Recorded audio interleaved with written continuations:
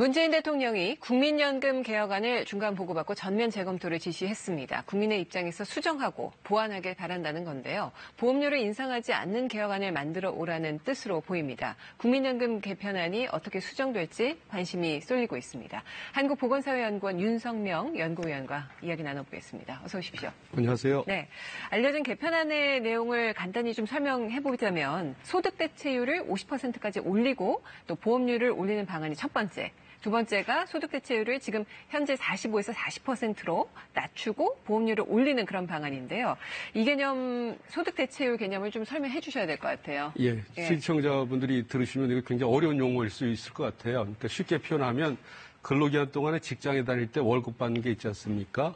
그 받는 월급 대비 퇴직 후에 연금으로 받는 액수의 비율을 소득 대체율이라고 부르고 있습니다. 네, 그러니까 500만 원 받았다는데 50%가 소득 대체율이면 250 받게 된다는 그런 얘기죠. 근데 연금을 더 많이 받을 수 있다면 뭐 높이는 거 납득은 갑니다. 근데 그만큼 부담이 늘잖아요. 예, 지금도 이제 재정 계산을 했지 않습니까? 그러면 40%로 예정대로 이게 떨어질지라도 기금이 소진되는 시점이 2057년으로 이제 예정되고 있거든요. 네. 이런 상황에서 지금 많은 분들이 이제 노후소득이 불안정하고 우리가 OECD 회원국 중에서 노인 빈곤이 굉장히 높다 보니까 공적형 강화 차원에서 소득 대체를 좀 올려야 되는 거 아니냐 이런 부분에 대해서 여러분들께서 많이 공감은 하고 계시는 것 같은데 네.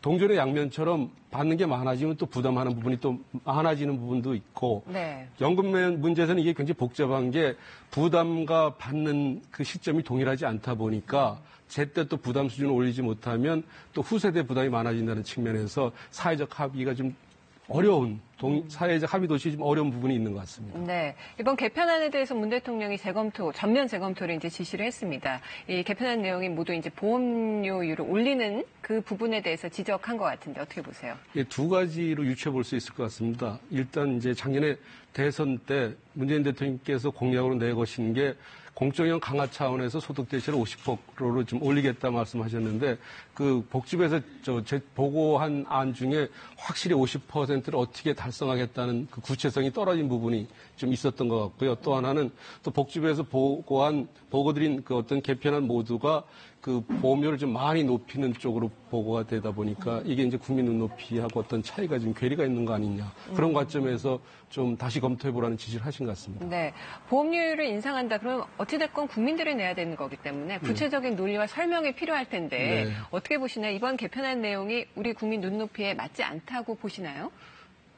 우리 국민연금 제도가 이렇게 서구 사회처럼 이렇게 아주 안정적으로 소프트 랜딩을 하지 못한 상태다 보니까 지금도 국민연금에 대한 불신들이 굉장히 많다는 점은 부인하기 좀 어려운 부분인 것 같습니다. 네. 그런 상황에서 여러 가지 경제 여건이 좋지 않은 상황에서 개편안으로 제시되면서 모든 안이 보험료는 지금보다 더 높인다고 하니까 특히 여론조사를 보면 국민 대다수가 보험료 인상은 좀 반대하는 측면들이 있거든요. 네. 이제 그런 관점에서 국민 눈높이와 괴리가 있는 건 사실인 것 같은데 이 부분을 어떻게 접근하면서 슬기롭게 해결할 건가는 또 다른 문제가 될 수 있을 것 같습니다. 네.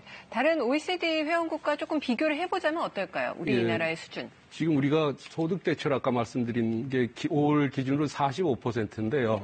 OECD 회원국 평균 소득 대체율은 40.6%, 한 41% 수준입니다. 네. 우리가 지금 보험료를 20년 동안 9% 부담하고 있는데 OECD 회원국들의 평균 보험료는 18% 정도거든요. 네. 그래서 받는 수준은 비슷한데 내는 수준은 우리의 2배 정도 되니까 이 국민들이 느끼는 어떤 보험료 부담 수준하고 또 이 제도의 지속 가능성 차원에서 후세대 부담을 좀 덜어주는 차원에서 보험료를 또 부담해야 되는 부분에 대한 고민이 좀 크다는 게 우리 사회가 안고 있는 큰 고민이 되는 것 같습니다. 그러면 현실적으로 가능합니까? 보험료를 올리지 않고 지금처럼 받거나 더 받는 거 그런 방법이 있을까요? 현실적으로 있을 수는 있습니다. 그런데 그렇게 했을 때 우리 사회가 어떤 큰 갈등을 겪을까 그 부분이 이제 논점이 돼야 될 것 같은데 우리 국민연금은 전 세계적으로 유례가 없이 세계 3대 연기금으로 650조, 640조 원을 갖고 있거든요. 네. 당장 보험료를 안 올려도 그 급여는 지금보다 더 주면서도 몇십 년 동안은 이 제도를 운영할 수는 있거든요. 그런데 문제는 재정 안정 노력을 취하지 않고 적립기금이 다 없어진 뒤에는 우리 후세대는 자기 월급의 한 28%에서 29%를 하루아침에 보험료로 내야 되는 일이 벌어진다는 거죠. 네. 이제 그런 관점에서 이 문제를 지금 우리의 어떤 노후 빈곤 문제를 해결하기 위해서 돈을 앞당겨 쓸 거냐, 아니면 우리 후세대의 고통스러움을 좀 덜어주기 위해서 우리가 선제적으로 좀 부담을 같이 나눌 건가, 어떤 이런 관점에서 좀 슬기롭게 접근할 필요가 있어 보입니다. 네, 국민의 불안을 잠재울 수 있는 가장 탁월한 방법이라면 지급보장일 텐데 예. 이 부분에 대해서는 어떻게 보세요? 예, 지급보장이라는 건 어떠한 일이 있어도 국가가 지급을 보장한다. 이 굉장히 좋은 방안일 수가 있어요. 특히 우리처럼 국민연금에 불신이 굉장히 많은 상태에서는 내가 연금을 확실히 받겠구나. 그러면 국민들이 또 열심히 보험료를 낼 수 있지 않겠습니까? 그런데 이제 지급보장을 하게 되면 나중에 개혁이 필요할 때 누가 그 부담을 할 건가에 대해서 논쟁이 벌어질 수 있어서 좀 문제가 되는 부분도 있습니다. 알겠습니다. 오늘 여기까지 들어야겠습니다. 고맙습니다. 감사합니다.